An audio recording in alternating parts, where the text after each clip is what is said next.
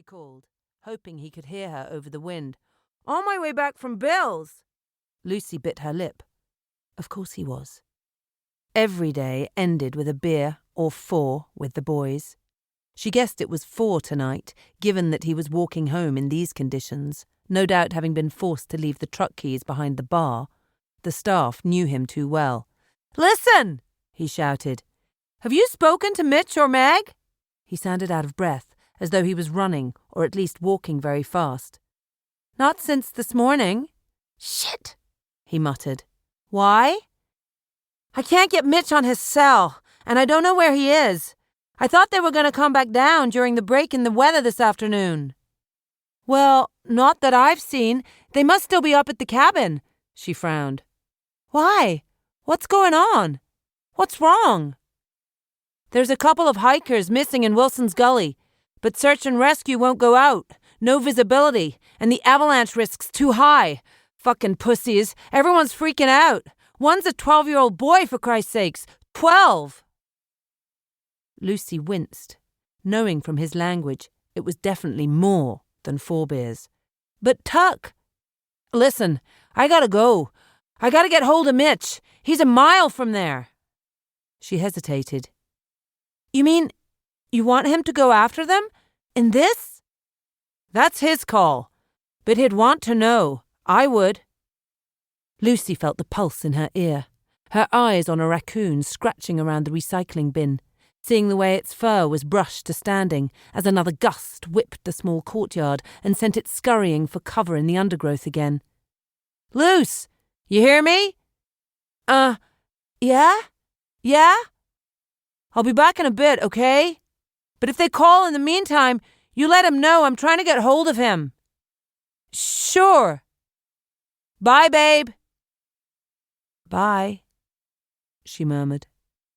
Her voice a whisper, her heart pounding at double time, the phone like a burning coal in the palm of her hand. Part 1. Before. Chapter 1. Saturday the 18th of February 2017. The snow-lined gully curled and sliced before them, the tips of their boards overhanging the flat. I don't know, man. It's too much. Just look at those rocks, Tuck murmured. We hit them at speed. They'll be like a frickin' serrated knife. I agree.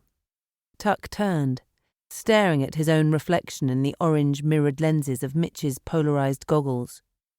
You do? Mitch nodded.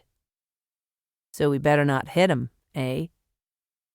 Tuck swallowed, as Mitch extended his arm and pointed out his line for their descent through the couloir.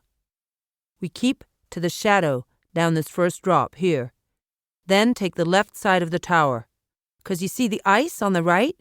He indicated the 6-meter-high finger of frozen granite smack bang in the middle of their path.